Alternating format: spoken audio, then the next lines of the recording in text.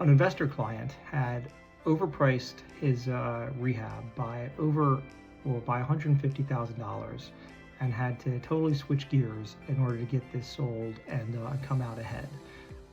Luckily, it worked out well for him, but it was a little tricky to figure it out. Hi, I'm Dimitrios. I'm a realtor. I help people buy, sell, and invest. So a client of mine, an investor client, had come to me. He's always looking for properties, and we do a lot of marketing, so a lot of direct bill marketing, and a seller had reached out, was looking to get their property sold, not put it on the market, which doesn't always mean they're just negotiating with you, because a lot of people can send out letters.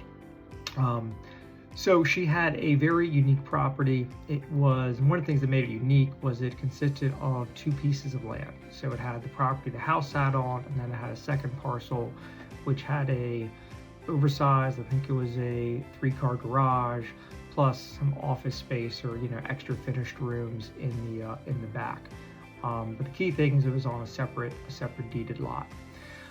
So we looked at this property, and it was gorgeous. I mean, it was on an acre of land. It was flat. There were mature trees. It was in a water-oriented community.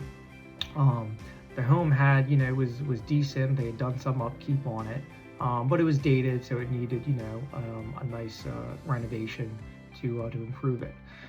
So my client, he loved the property, saw the potential, and went for it. So the purchase price was about $300,000. But then renovations can get expensive, and you have cost overruns, and you have different things that need money. So by the time he was, done and ready to sell, he was into it for close to $500,000, and he wanted to make $100,000. So the way you do that is you price it for $625,000. So he has a chance at getting close to that net when he's walking away. The problem was 625 was just an absolute crazy price to try and get, for the property. It was not on the water, and, just nothing was selling for that much nearby. So, we had it on the market. We were advertising, you had the two lots, so a builder or somebody could buy and develop the second one if they did something else with the garage. But really, you got to put yourself in a buyer's shoes, and all they see is the sticker price. So they're just seeing $625. I'm not willing to pay that, in this, for this house in this area. I don't care about the second lot. And we did not have any takers. So we were sitting on the market for close to 2.5 months. We said, hey, it's getting winter time. Let's kind of hit the reset on this. And he wanted to think through, what he could do with that second lot. So fast forward, we came to the spring.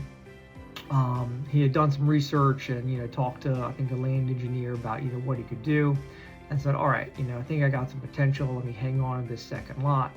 What can we move the house for? And I said, well, top of the market here for, for houses this size, getting rid of half the acreage that's going to this other lot is going to be, high 400s.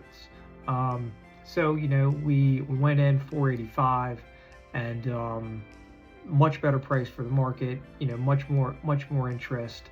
And, we got it sold in, just over 30 days for 475, so we got whatever that is, 99%, 98% of the asking price. The problem is, though, he still had $500,000 that was put into this. So he was, not making a profit. He was mostly, paying everything back. So the profit had to come from the second parcel of land.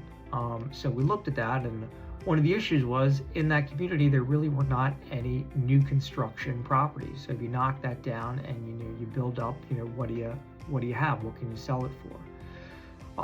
So, what do you do in that situation? Well, you just got to go outside of the area, outside of the zip code, and find something. If you know the area, and you say this is comparable. And you still want it, or you need to have a decent margin if you're gonna put the investment in to build a new property. So we looked at what some of the really nice stuff was, how big it was, and what it was selling for. And you had some homes that were 3,200 plus, colonial style, attached 2-car garage, new construction homes and some of the developments that were selling, 600, 625, some a little bit more than that. A lot of them kind of cookie cutter, builder grade, and, not sitting on as much land.